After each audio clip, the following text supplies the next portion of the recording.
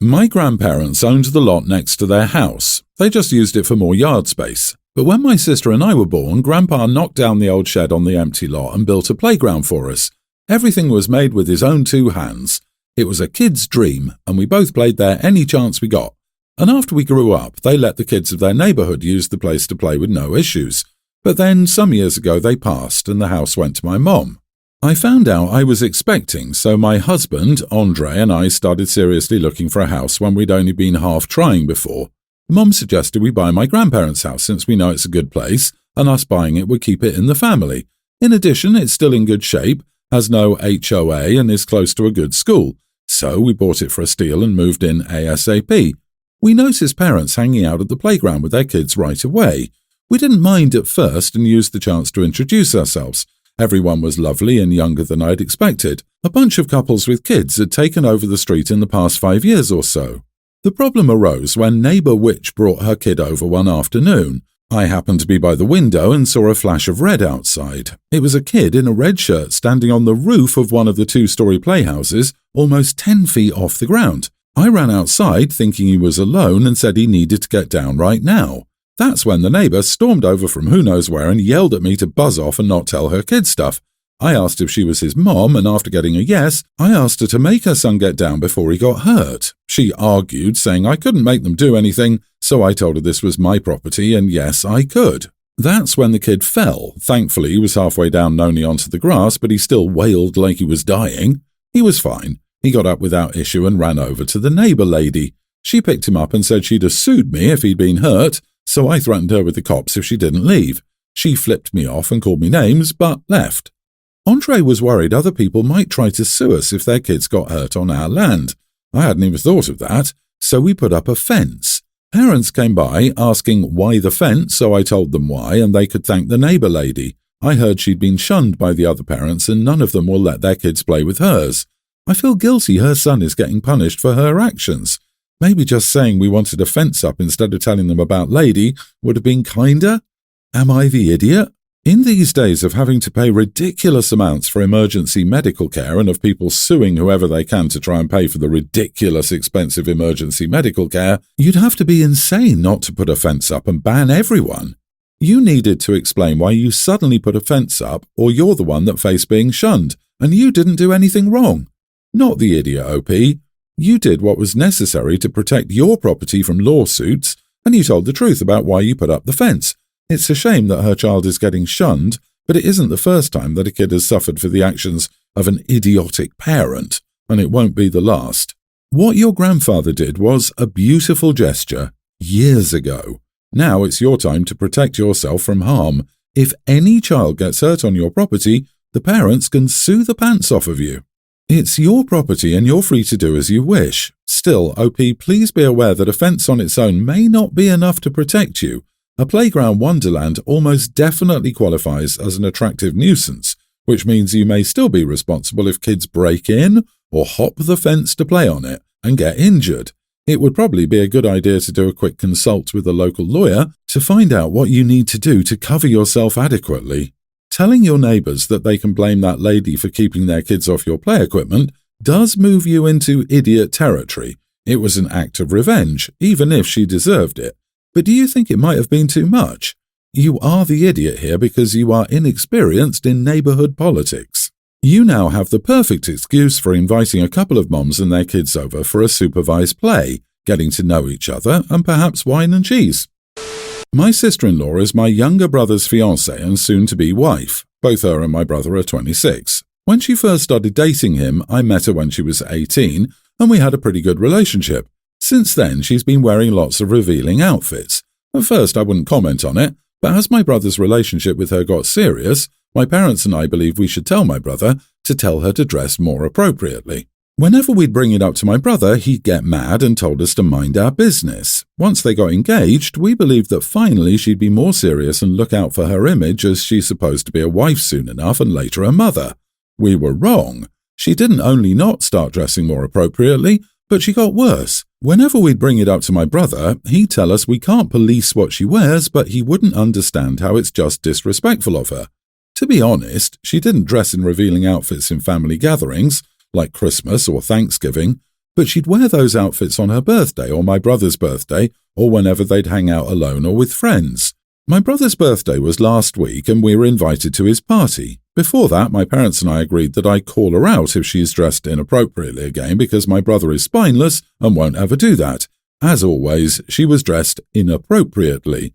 She wore some skin-tight pants and a crop top that looked like a bra. I took her aside and told her that she should start behaving like a serious engaged woman because that's not a look a woman in a committed relationship should have, since it's disrespectful towards my brother but also us. She cursed me out and then told my brother, who also cursed me out and kicked our parents and me out of the party. Friends and relatives partly agreed with me and said that she's dressing inappropriately, but that also I crossed the line and should keep my opinion to myself. On the other hand, my brother's friends apparently all believe I'm the idiot and that it's none of my business how my sister-in-law dresses. Am I the idiot? This is a joke, right? Dressing inappropriately for a woman that's supposed to get married? Do people say this crap these days, as if women morph into nuns in turtlenecks at the altar? Yes, you are the idiot. Mind your own business and stop being so judgmental about something that has absolutely nothing to do with you and impacts you 0%. OMG, you are the idiot. Get over yourself. It's none of your business how your sister-in-law or any woman chooses to dress. You call your brother spineless, but he sure had the guts to tell you where to get off. You owe your sister-in-law a sincere apology, and you should never comment on any woman's clothes ever again unless you're complimenting her. So, by your own admission, she changes her clothing style to make you comfortable at family functions, but that's not enough for you.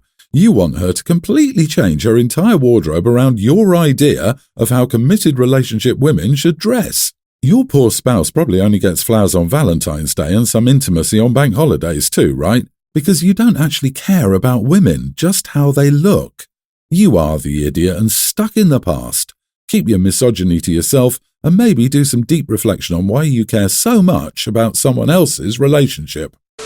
I grew up in Colorado and we moved to Ohio before I could finish climbing all of the 14,000-foot peaks, and I try to make it back every year or a few times a summer to knock the rest off my list. I have 9 left. Ellingwood, Blanca, Little Bear, Sunlight, Aeolus, Wyndham, Red Cloud, Sunshine, and my planned finisher, San Luis.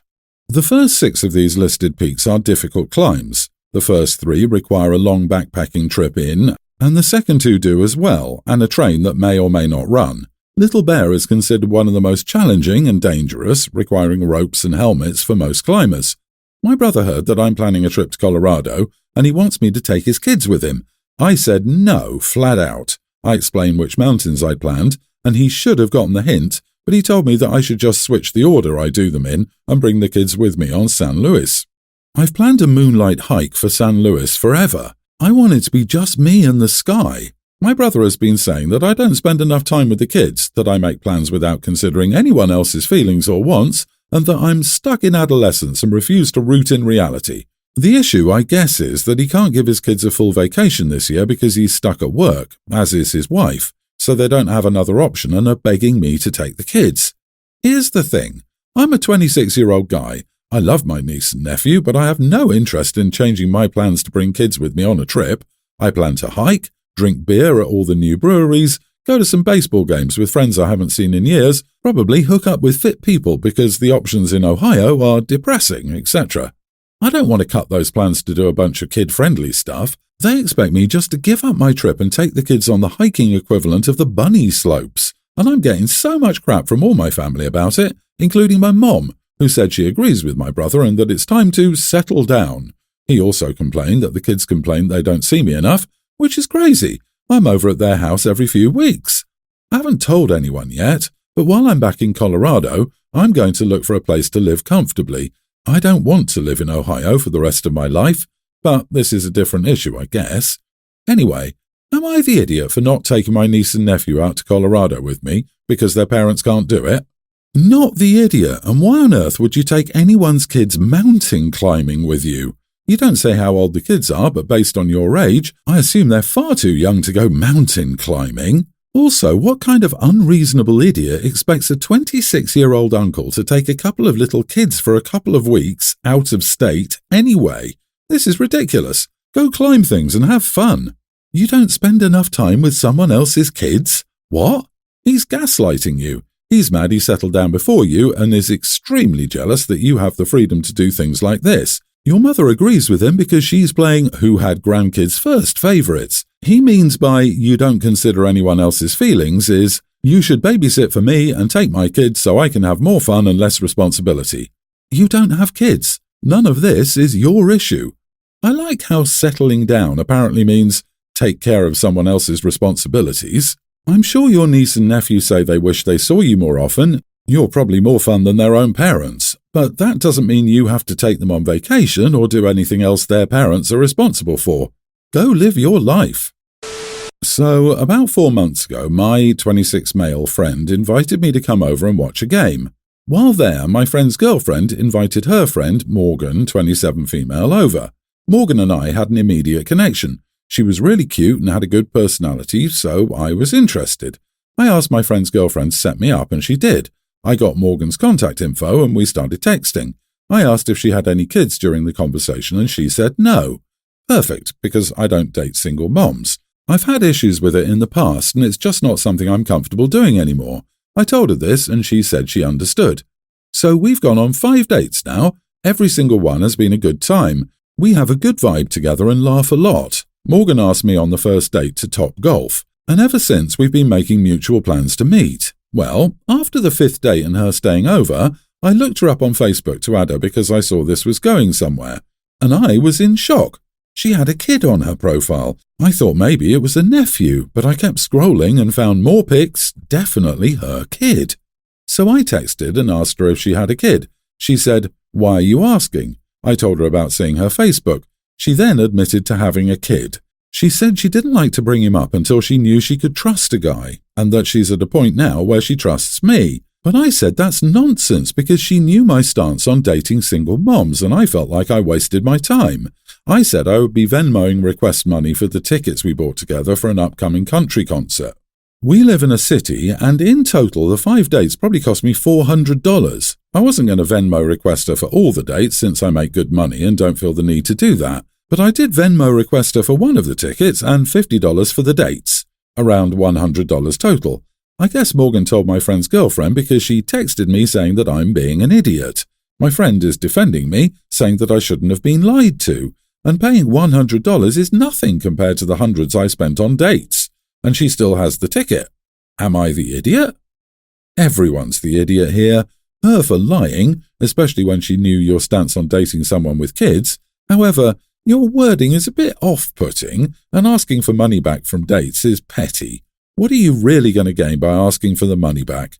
You have no leg to stand on legally, and honestly, if you make good money, it's best to just cut ties and take the loss. If you keep pursuing this, it's going to drag this whole situation out, and it's going to make you look somewhat of an idiot and childish. Oh, so she's a liar, but OP can't ask for his money back? She can easily return the ticket if she doesn't want to pay for it. She shouldn't expect to go to a free concert after being caught lying. OP, you're not the idiot. This is where I'm at. The other dates are a loss. The concert ticket she needs to return or pay for, and not lie to people. Geez, how could you trust this person ever again anyway? Seriously, OP, why did your friend's girlfriend set it up if she knows you don't date single moms? Having been a single mum years ago, I'd rather someone straight out tell me their opinion on not wanting to date a single mum. Absolutely your choice, and well done for being upfront and honest. She's an idiot for pretending she never had a child, something that just shouldn't be lied about. I'd ask for the cost of her tickets back as you paid for them, or request the tickets back. As for the previous dates, you enjoyed them as well at the time, so money was well spent. Move on and look at it as an experience to learn from. Check out social media accounts first. I would say you're not the idiot, purely because she lied about something so huge. Also, let's face it, you were man enough to be upfront about not wanting to date a single mum. I'd hope you'd be man enough to do the right thing and just move on. Here's the situation. When my boyfriend, 24, and I, 20 female, first met almost a year ago, I was underweight. I was suffering from low self-image, and although I never got bad enough to the point of developing an eating disorder, I lowered my caloric intake to the point where I was underweight. For reference, I'm 5'2" and at the time was 90 pounds. Within the past few months, I started to gain a better self-image. Because of this, I began gaining weight, and I now sit at a healthy 119 pounds. The only problem is that my boyfriend likes my body a lot less now. He says that he loves me, but I don't look the same. We've had many long conversations and a few fights over this, and I feel so lost as to what to do. I promised him that I wouldn't gain any more weight, or if I did, I would actively try to lose it, but he still believes that at the moment I'm too fat. I consulted my doctor about the possibility of losing weight, but he strongly advised against it, and I honestly agree with him. I'm eating a balanced diet, I run for an hour and a half every day, and I'm within a perfectly healthy BMI. But I love my boyfriend, and I really don't want to lose him. My boyfriend deserves to be with a woman he's attracted to, but at the same time, I don't want to lose him. He says that I'm being selfish and believes that I don't want to lose the weight because I don't care enough about him to put forth the effort. I'm starting to think I may be unreasonable. He says he would be happy if I went down to 105 pounds and doesn't need me back at 90 pounds. I know if I asked him to tweak his physical appearance, he would do so. For example, early on in our relationship, he shaved his beard because I disliked it. I initially got very angry at his request as well, and went so far as to accuse him for not caring about my health. I feel like an idiot, so everyone, am I the idiot? Not the idiot. How much does your boyfriend weigh? I'd suggest that the exact amount of weight you need to lose from your life. By your boyfriend calling you selfish and saying you don't care only shows he is manipulative, uncaring, and downright cruel. He should be celebrating that you're healthy and self-aware. Agree. A good partner would encourage health and wellness, which you seem to have as you share your routine. I'm sorry, but I would suggest rethinking this relationship. Would you recommend a friend of yours to stay with a partner who puts down their body? Good luck, OP.